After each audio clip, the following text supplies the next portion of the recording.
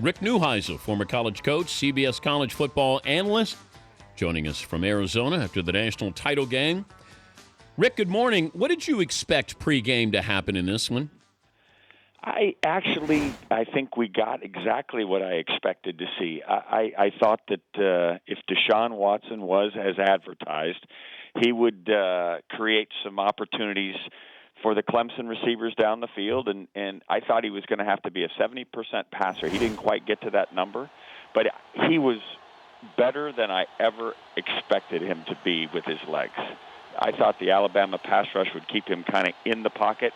He was better than the Alabama pass rush. As a matter of fact, he rendered that pass rush ineffective, and I think because that defense was so gassed and having trouble with him was the reason Nick Saban had to, pull one out of his hat with that little popover kick after the score is 24-24. How does that happen where you see something? What is there a signal from the sidelines? Is there a code word that you alert the kicker that you're going to have, and everybody knows there's an onside kick? You practice it. It's one of those things.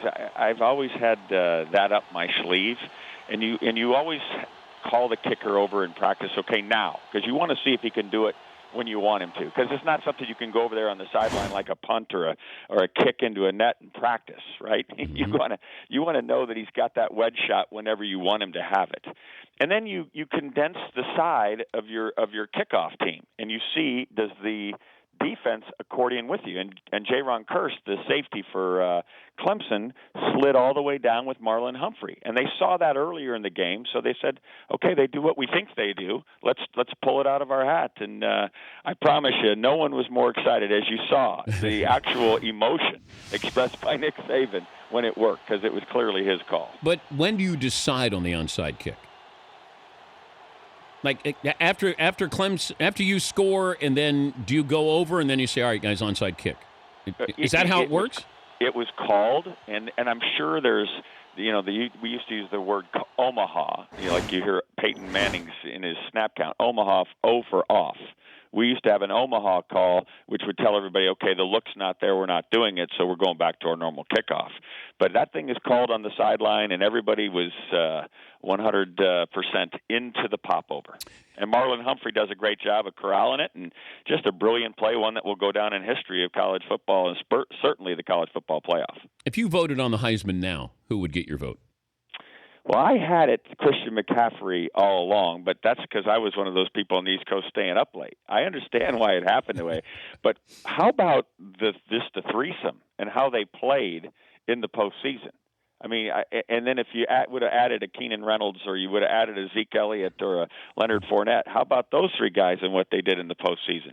We really were treated to some unbelievable individual play, and I still think McCaffrey was the guy that would have gotten it had Stanford played at a reasonable hour. If McCaffrey plays in the Midwest or East Coast, does he win the Heisman? I don't think there's any question. I mean, the guy is just first of all, your eyes look at him and tell you that he's this, and then you watch him play, and he's far from this. He's that. he's really impressive, and I think the Iowa fans would agree that. I was at the Rose Bowl, Dan. The Iowa fans are just settling in, and all of a sudden, holy smokes, not again. Best pro prospect on the field last night? Oh, man. Well, that whole off defensive line for Alabama, look like NFL guys. Ashawn Robinson and Reggie Ragland are certainly going to be at the next level. Eddie Jackson, the safety, another interception last night. I think he's got a chance. Listen.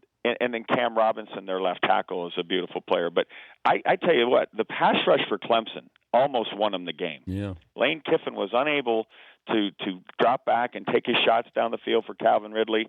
They were an unbelievable group. The fact that Shaq Lawson got himself out there to be a part of it, I think was really important.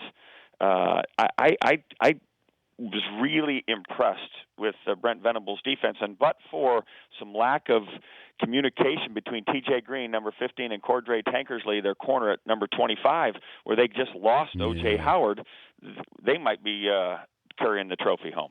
He's Rick Neuheisel, CBS Sports College Football Analyst, joining us, Dan Patrick Show. Whose career would you want, Belichick or Saban? Oh, Saban's. Why?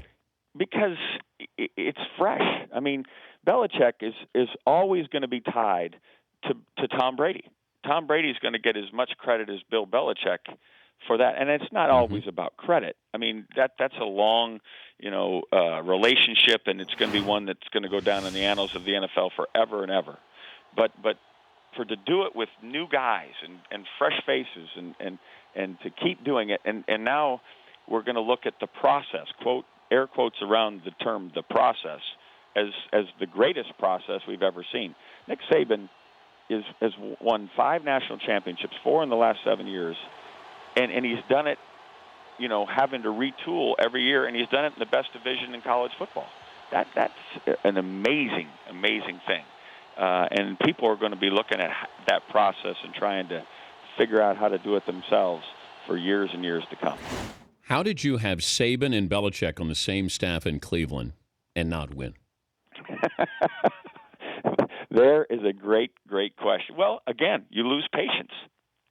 If you stay with Bill Belichick, you end up finding the quarterback of the future, whether it be a Brady or somebody else, and then all of a sudden that can happen. But again, you have to have that triumvirate of leadership, whether it's the head coach, the general manager, and the owner. And in college, it's the president, the athletic director, and the head coach. You have to have that where they all see things the same way, and there isn't this knee-jerk, fix-it mentality. You have to be able to stay the course and realize that things are going to grow in. You go back and look at John Wooden at UCLA. It didn't happen immediately. It just kind of happened, and once you do, then you get to enjoy the fruits of your labor. And I think clearly New England's done that, and now Alabama's really rolling. Could you see Saban ever going to the NFL again? Oh, I wouldn't be shocked if we hear he's going to the New York Giants this week. Why? I wouldn't be shocked at all, just because, this is about Nick Saban.